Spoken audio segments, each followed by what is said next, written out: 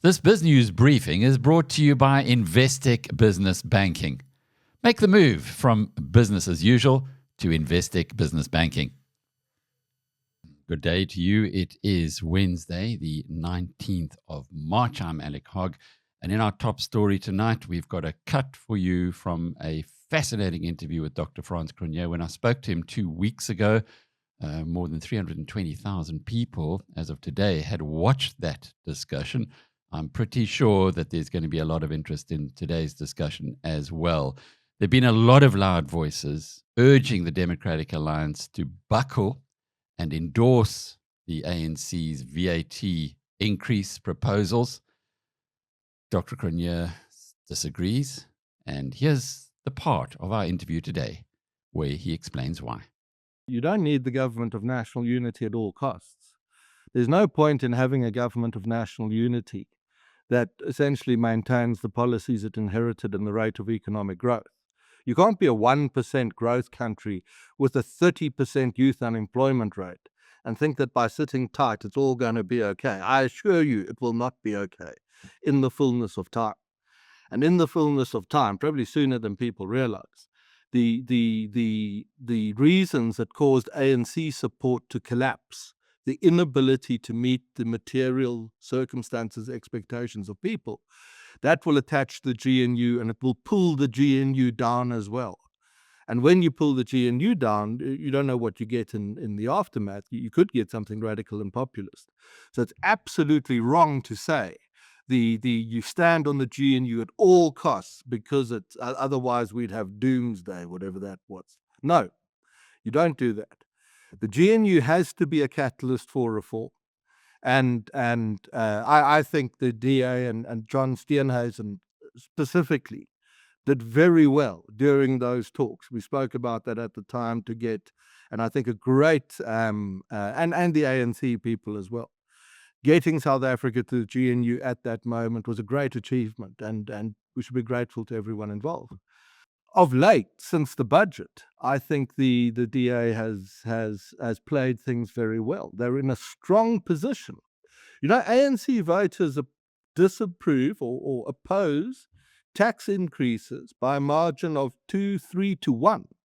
So what the ANC has done to get itself in a position where it's clinging to what we call a VAT baby and fighting the DA to the point of threatening the survival of the GNU, which is very popular still with the public, the GNU, because they also fear this doomsday kind of idea. How it's positioned itself like that is it's one of these. Like I said, I don't know. I don't know how you get into a position where you're at 40% of the vote, and at your next budget you champion increasing taxes on the poor, and then you fight that to the very death. It's unbelievable. So you can make a tax argument on this, but more important for the DA is it's resetting the balance of power inside the GNU here and the terms of reference, that it actually is a coalition between two parties in the main. It's also a GNU, but it's actually a coalition between two parties. And if the DA does not manage to establish such a new balance of power, then there is no prospect that the GNU could introduce the kinds of reforms to improve South Africa's economic performance by raising, again, the one thing, fixed investment to GDP. And I think they've thus far played this thing pretty well. They have sympathy in the ANC, I assure you of that. There are people who have made calls to senior ANC leaders and said, what are you doing on this VAT increase? There are so many other means to get to the same position, and to threaten the GNU is not in your best interests. Well, there you have it from South Africa's top political scientist. On to the BizNews conference last week, and as mentioned earlier in the week, we are republishing 2 of the keynotes per day. And today, the first of those was Gayton McKenzie, the Minister of Sport and leader of the Patriotic Alliance. He was a great hit. He has a wonderful sense of humor, lots of charisma, and not surprisingly that people love to listen to Gayton. He was sharing stories and brought his unique sense of humor to proceedings. His message, however, was deadly serious. He believes, different to Dr. Cronjé, that South Africa cannot afford the government of national unity to collapse. He explained this in graphic detail, and let's listen now to a clip from the PA leader's address. Remember, the full discussion, the full hour of Gayton is on BizNews TV on YouTube. The most popular man in South Africa is Jacob Zuma. Don't ask me, I know your mind can't comprehend it. He's the most popular man in South Africa. He came out of jail and within 4 months he built a party that's the third largest party in South Africa. Do you know what? This is a man for 10 years that has had negative newspapers every day. If I think Cyril Ramaphosa is the strongest member in the ANC, if there was no Cyril Ramaphosa, Zuma would have already finished the ANC, I can promise you. Because the ANC always had unionists, people that come from jail, people that were in exile. That is part of the currency. And that currency is now disappearing. The leaders that are coming in don't come from exile. Are not trade unionists like Cyril Ramaphosa and them. Are not Roman Islanders like most of the leadership. So somebody asked me, do you think you can stop Jacob Zuma? At the moment, I know I can't stop him. Do you think the ANC can stop him? Hell no, they can't stop him. Can the DA stop him? Nobody can stop him. There's only one thing that can stop Jacob Zuma. Never forget what I'm going to tell you today. If you don't stop Jacob Zuma, he is going to lead this country in 2029. He's strong on his way, whether you like that or not. And Zuma's unapologetic of what he's going to do when he comes in. Expropriation without compensation is number one on his list. And that will destroy property rights. And any country with no property rights is not a country. What will stop Jacob Zuma? The GNU. The GNU will stop Jacob Zuma, and that's the only thing that the DA and the PA needs to understand, and the ANC. Only the GNU can stop Jacob Zuma. We can't lose the GNU because of 0.5% VAT. We can't. It can't happen. It shouldn't happen. We need the DA. I never thought I'll say this in my life. You know, I was in watching Twickenham. I was in Twickenham watching the Springboks and understanding this Eckerley deal when I was in London. And I got a call from our government saying, can you please not come back tonight? Can you meet 12 billionaires, South African billionaires, tomorrow for lunch? They specifically want to speak to you. And I met them. And when I met them for lunch, I looked at them and they said to me, thank you for coming. We have one question to ask you. I said, I'll only answer that question on one condition. They said, what's the condition? I said that I can ask you a question at the end of the answer after answering your question. They said, fine. They said, is the GNU going to last? I said, any other question? They said, no. We want to leave London. We want to take our money back into South Africa. London is becoming impossible, but we want you to answer that question. I said, the GNU is going to last for one reason. I said, yes, it's going to last. They say, what's your reason? I said, I don't even think we like each other in the GNU. I don't really like the DA. They definitely hate me. We don't really like each other. But we sure as hell despise the guys that are on the outside. None of us would open the door for Malema and for Zuma to enter. And there's no greater motivation for us to tolerate each other, because non-tolerance of each other means that door is wide open for the people that we don't want in the GNU. Well, you can get that full recording, as you can the full recording of Discovery founder Adrian Gore's address to the BizNews conference. One of the highlights I felt, he made a compelling case for why it's worth fighting for South Africa. As you might expect from this actuary and entrepreneurial genius, he used data as well and provided a rational perspective for fretting South Africans. It's a real treat. And as a taster, here's Adrian's take on national health insurance, whose implementation is one of the biggest concerns for many taxpayers. Directionally, I still feel confident about finding a middle line. About a month ago, you remember there was a potential deal around the private sector. But the issue here is when you look at the numbers, especially the NHI, it's not a piece of oil you can switch on. You need the funding.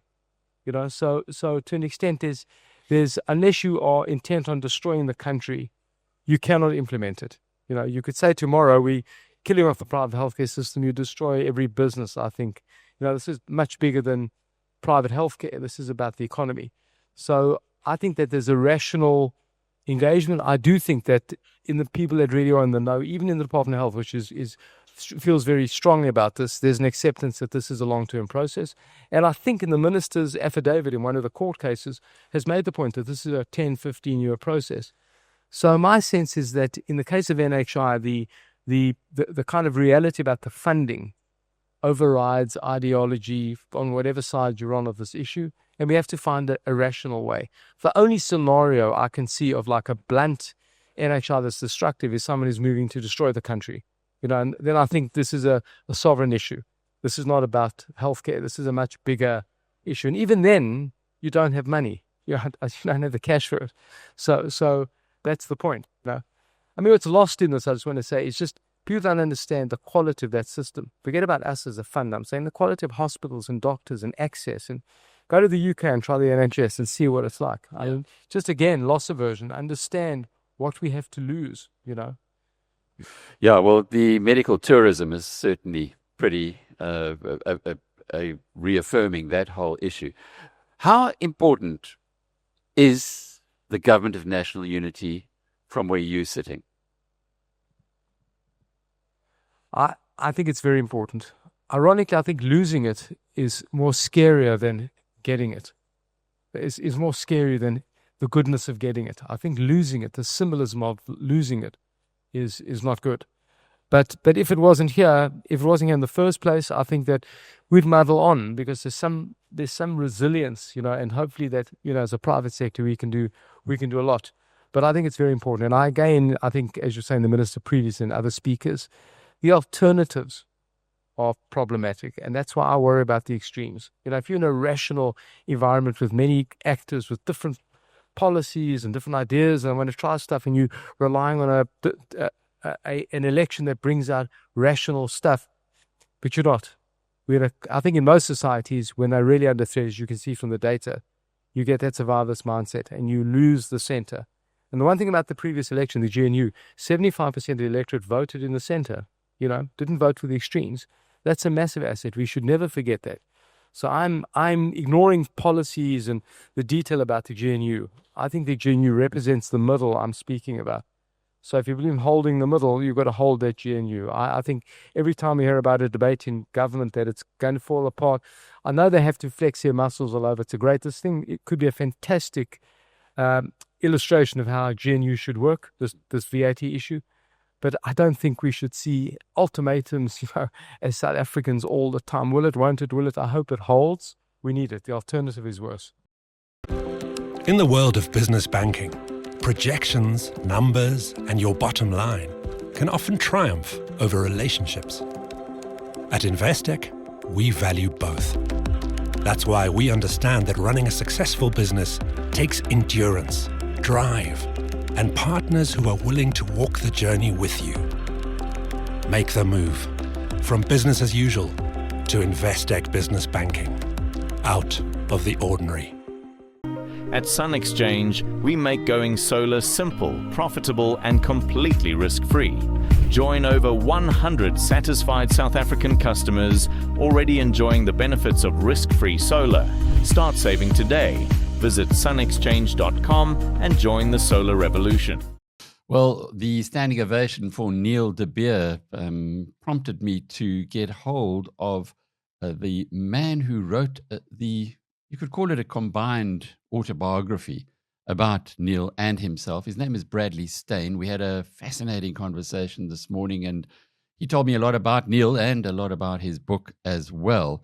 But one of the things that's going wrong at the moment is that Neil de Beer is being courted by a number of political parties. So I asked Bradley, whose book, by the way, is called Undercover with Mandela's Spies, which political party would be the most natural home for this rising superstar of South African politics, Mr. De Beer?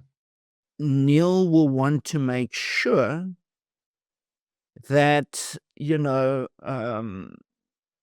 we all have a place under the sun here in South Africa. And that means, getting rid of this cancel culture, canceling the white, canceling the boer, all this nonsense that we are supposed to be embarrassed about, our Komfandan, our heritage. He would also, vehemently take on corruption, and we would help with that as well, us that are in the background, making sure that he could achieve what he would want to achieve. But if Ms. Zille or Mr. Steenhuis would come to Neil, it would have to take a lot, because Neil would have to be given the opportunity where he truly can affect legislative change so that he can improve the lives of people. But Neil would be fantastic in a national security law enforcement cluster, SAP, something like that. But you're right. His leadership abilities are remarkable. So yeah. I can't obviously speak for him on what decision he would make, but me personally, I'm a fan of Gayton McKenzie, and I think those two would make a phenomenal team. But I'm also just glad that the GNU is in play. I just and funnily enough, a lot of people don't know that Neil, it was the multi-party charter before it became the GNU. Neil was a intricate part of sitting on a rotating chairmanship around that and helped structure a lot of that. So, if people just dismiss him or don't think that he is a fit within their organization, that it's their loss. And I encourage him to continue with what he's doing with the UIM. It's really a terrific interview. Very, very unusual. Bradley was, as a young boy, a 17-year-old, he was an eyewitness. He was right there, and in fact got very close to Baron Strydom, the Wit Wolf, as he called himself, who executed defenseless black people simply because they were black at Strydom Square, same name, yeah.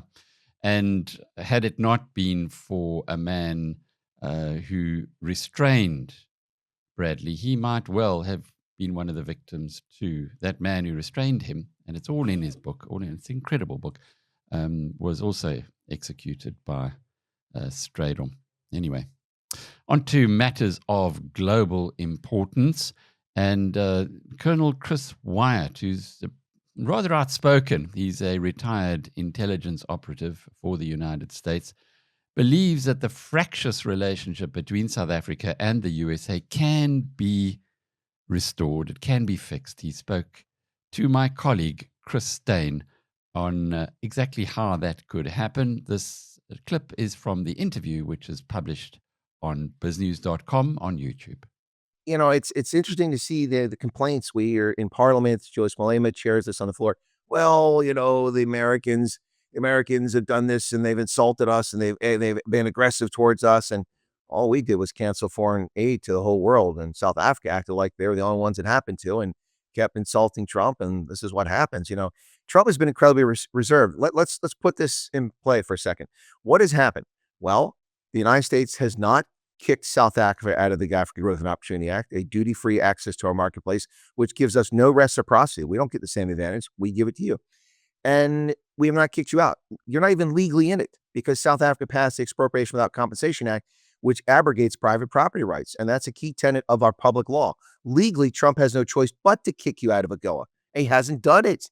He hasn't done. Has he imposed? He's put tariffs on everybody. On Denmark, he threatened it. He put it on Canada. He put it on Mexico. He's put it on European allies because of their treatment of us tariff-wise. South Africa doesn't give the same treatment, and we haven't applied tariffs to South Africa. He's been incredibly reserved when it comes to South Africa, and his reward, constant bombardment, being called the Grand Wizard of the Ku Klux Klan by the EFF, who can't even spell Ku Klux Klan.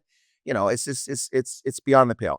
I would recommend that some of these people who keep running their mouths, South Africa, just shut up, cease and desist. Otherwise, you're going to get exactly what you want, which begs the question: do these politicians want South Africa to be sanctioned, to be tariffed, to be in such a poor state of relations with the United States? One begins to wonder if that's the plan, because, either that or we're dealing with the dumbest box of rocks on the planet.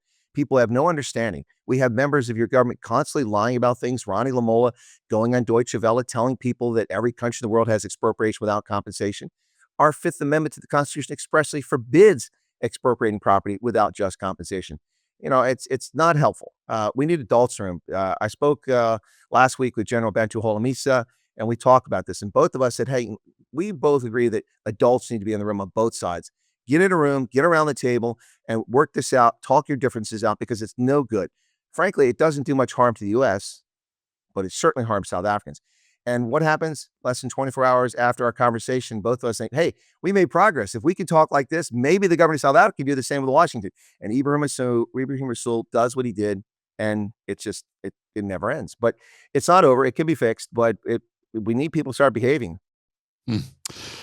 Let's close off the show with some international news headlines, starting with the phone call between Donald Trump and Vladimir Putin. They spoke for 2 hours on the ending of the war with Ukraine, but something seems to have got lost in translation. Russia's Vladimir Putin has refused President Trump's request for a 30-day Ukraine ceasefire during a phone call on ending the conflict, as the two sides offered seemingly conflicting accounts of their discussion. The Kremlin says Putin agreed only to decrease attacks on Ukraine's energy infrastructure while imposing several conditions for a lasting ceasefire, including suspending US arms and intelligence support for Ukraine. However, the White House readout says Trump and Putin agreed to an energy and infrastructure ceasefire. Speaking to Fox News' Laura Ingram after the call, Trump denied that Putin demanded an end to Western military aid for Ukraine. Great call. It lasted almost 2 hours. Talked about a lot of things and toward getting it to peace. And we talked about other things also. Was there non-negotiables mentioned by Putin? It was reported that I think the Kremlin media actually stated that he demanded an immediate cessation of aid to Ukraine in order to get to this multi-step deal. No, he didn't. We didn't talk about aid. Actually, we didn't talk about aid at all. We talked about a lot of things, but aid was never discussed. Although Ukraine was the focus of the call initiated by Trump, a White House statement also said the two leaders discussed improving bilateral ties, including, quote, enormous economic deals and geopolitical stability when peace has been achieved. That's from our partners at Bloomberg. Also from Bloomberg, good news for South Africa is that our troops in the DRC are coming home, and ceasefire commitments have been made between the DRC and Rwanda, pushed along by sanctions on individuals and companies. Here's the Bloomberg report. And so the significance of this is that it comes off as if Rwanda is committed to finding a lasting solution to the conflict in the eastern part of the Democratic Republic of Congo. And it also comes against the backdrop of collapsed talks between M23 and DRC that was supposed to happen in Angola. And this came after the European Union imposed sanctions on senior officials of M23. And in reacting to these sanctions, M23 said they are not in good faith and could jeopardize the dialogue and progress that could have been made in Angola. We are also seeing these sanctions stretch through Rwanda. Top-ranking military officials have been sanctioned. The CEO of Rwanda Mining Board and also Gasabo Gold Refinery on grounds of trafficking of illegal minerals from DRC into Rwanda before they're laundered into the global ecosystem. And pressure is beginning to mount into the region. More than 1 million people displaced, thousands are dead, and this is beginning to raise diplomatic temperatures in the region. It's an interesting point that once sanctions on individuals seem to be applied, suddenly politicians realize that they're on the hook personally. I had an experience of this in a board that I once sat on where there was a lot of obstructive behavior by certain members of the board. And our legal counsel said to them, that's fine, carry on, but I will sue each one of you in your personal capacity. Hey, presto, they started becoming reasonable again. And it appears that's what's happened in that instance. There are many in the United States who are saying we should be applying similar processes to South African politicians. Let's see. And we close off today's BizNews briefing with news from the Middle East, where Israel launched an airstrike on the Gaza Strip, breaking the recent ceasefire. Here's why. Clearly, this period of relative calm has subsided quite a bit. What is Israel trying to achieve here?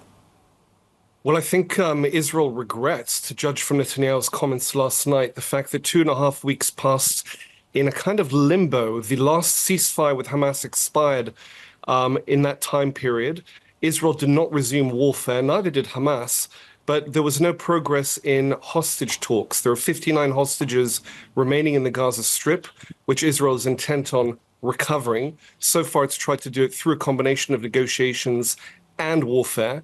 And what Netanyahu is saying is now Israel will resume the warfare, albeit in a staggered fashion. For now, Israel is restraining itself to airstrikes, albeit with a good deal of damage and casualties in the Gaza Strip, while pressuring Hamas to return to negotiations on terms more agreeable to Israel. So it would not appear right now that Israel is an intent on a full resumption of the war to the point where Hamas might be crushed militarily or Israeli troops sweep through the Gaza Strip again. But it's in that direction while leaving the door open for Hamas to come back to the negotiating table with different terms. Well, you fully caught up now. Look forward to the next episode of the BizNews Briefing tomorrow with Bronwyn Nielsen. Till then, cheerio. This BizNews Briefing is brought to you by Investec Business Banking. Make the move to private banking service now for your business.